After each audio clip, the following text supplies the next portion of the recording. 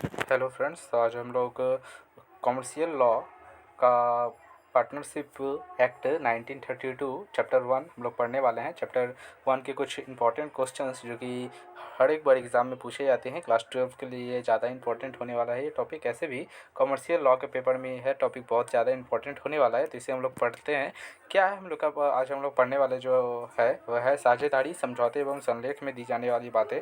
Contents of partnership agreement deed. Partnership जब भी agreement करते हैं, यानी कि वह अपना एग्रीमेंट कि हमें यह बिजनेस करना है बिजनेस, तो उसका एक डीड बनाना पड़ता है, यानी कि उसका एक संलेख पूरा बनाना पड़ता है। एग्रीमेंट होता है तो उस संलेख में क्या क्या लिखा जाता है, क्या होता है पार्टनरशिप डीड में क्या क्या लिखा रहता है, इसे हम लोग आज पढ़ेंगे और पूरा कंप्लीट करेंगे, विस्तार पूर्वक समझेंगे। आप लोगों को बिल्कुल समझ में आएगा, इस बात की मेरी गारंटी, 200% गारंटी। नहीं समझ में आता है तो वीडियो को अनलाइक करके जाइएगा, और अगर समझ में आता है तो लाइक करने में थोड़ा सा भी समय नहीं लगाइएगा, लाइक कीजिए और कमेंट में GTG लिखिए, गुड टू गो।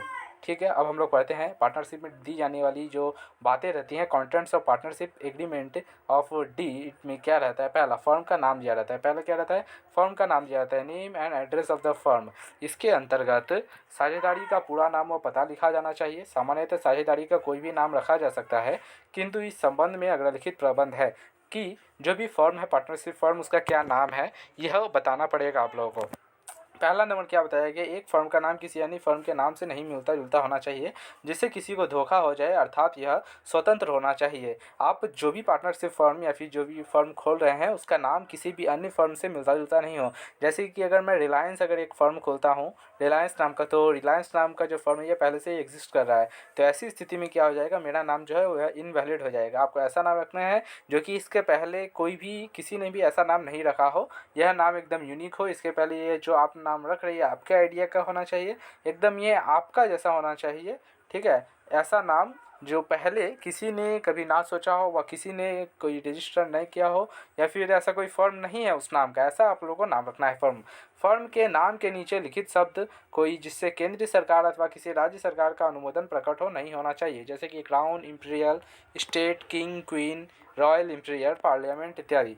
आपको ऐसा भी नाम नहीं रखना है जिससे कि सेंट्रल गवर्नमेंट या स्टेट गवर्नमेंट के सम्मान को हानि पहुँचे। यानी कि अगर आप ऐसा अगर यूज़ करते हैं जैसे कि किंग किंग क्वीन ताज होटल, अगर आप ऐसा नाम यूज़ करते हैं तो क्या होता है कि किंग क्वीन ताज होटल, तो यहाँ पे सरकार को क्या लगेगा कि राजा रानी ये ताज होटल आप लोग रख रहे हैं, तो इससे क्या होगा, सरकार को इन सभी वर्ड से सरकार को तकलीफ़ होती है, सरकार की भावनाओं को चोट पहुँचती है।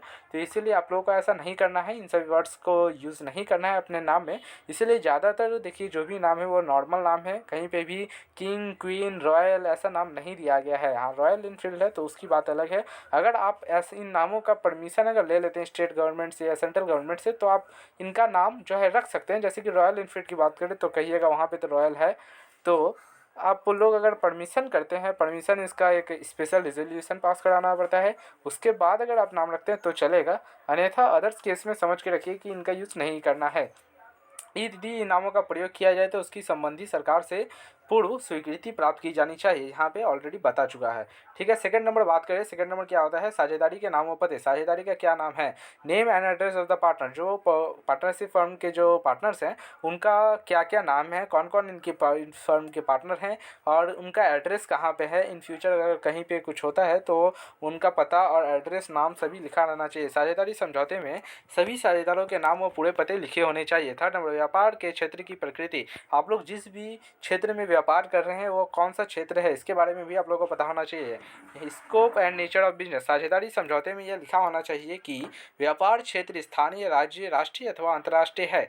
कौन सा लेवल पे आप लोग कर रहे हैं, स्टेट लेवल पे है, इंटरनेशनल लेवल पे है, या फिर लोकल लेवल पे है, किस क्षेत्र पे आप लोग कर रहे हैं। क्षेत्र का निर्धारण, आप लोग जिस भी क्षेत्र पे कर रहे हैं, व्यापार की प्रकृति, आपका जो भी व्यापार है उसका नेचर क्या है, के अनुसार ही आप लोग क्या कर सकते हैं, उसका नाम रखिएगा। इसीलिए यह भी स्पष्ट होना चाहिए कि व्यापार किस प्रकार का होगा, किस वस्तु में किया जाएगा और उसकी क्या क्या सीमा होगी। आप लोग किस वस्तु में व्यापार करने वाले हैं, उसकी क्या क्या लिमिटेशंस है, आपके लोग का क्या क्या फ्यूचर्स हैं, ये सभी चीज़ें आप लोगों को बताना पड़ेगा। जैसे कि मैं अगर कोई प्रोडक्शन टाइप का कर रहा हूँ तो मुझे बताना पड़ेगा कि मेरा जो बिज़नेस है प्रोडक्शन टाइप का है। अगर मैं सेलिंग सेलिंग एंड बाइंग का काम करता हूँ, तो मुझे यह बताना पड़ेगा मेरा जो बिजनेस या फिर पार्टनरशिप फर्म है यहाँ पे हम लोग क्रय और विक्रय का काम करते हैं एट मार्केट लेवल पे।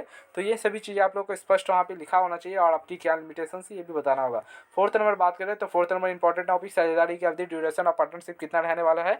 यह this is very important topic. आइए पढ़ते हैं। साझेदारी की स्थापना किसी निश्चित अवधि अथवा किसी कार्य को पूरा करने के लिए की गई है। साझेदारी की जो भी स्थापना होती है किसी भी निश्चित कार्य को पूरा करने के लिए होती है। जैसे कि पार्टनरशिप फर्म का क्या रहता है, उनका मेन प्रॉफिट है, प्रॉफिट कमाना या ऐच्छिक साझेदारी पार्टनरशिप विल, इसका उल्लेख होना चाहिए। पार्टनरशिप एट विल है, यानी कि जब जिसकी इच्छा है वो छोड़ सकता है, ऐसा है। या फिर कोई ड्यूरेशन बनाया गया है कि 2 साल बाद ये पार्टनरशिप फर्म खत्म होने वाला है, 5 साल के बाद ये पार्टनरशिप फर्म खत्म होने वाला है, ऐसा है। या फिर पार्टनरशिप एट विल, जब जिसकी इच्छा हो छोड़ सकता है, पार्टनरशिप खत्म कर सकता है, ऐसा है या नहीं है। इन केस ऐसा हो भी सकता है। फिफ्थ नंबर, साझेदारी द्वारा दी जाने वाली पूंजी। साझेदारों द्वारा कौन सी पूंजी दी जाती है इसके बारे में देख लेते हैं। तो contribution to capital by partner, किस साझेदार ने कितना पूंजी दिया है यह देखा जाता है। कौन से साझेदार कितना पूंजी लगाएगा, उसकी पूंजी का अनुपात क्या होगा, उसका क्या रेशियो होगा, इसका भी स्पष्ट उल्लेख साझेदारी पार्टनरशिप डीड में होना चाहिए। पूंजी लेखा चल रहेगा या अचल रहेगा, यानी कि ये फिक्स्ड रहने वाला है या फिर अचल रहने वाला है। पूंजी का ब्याज दिया जाएगा तो उसकी क्या क्या दरें होंगी। थैंक यू, धन्यवाद।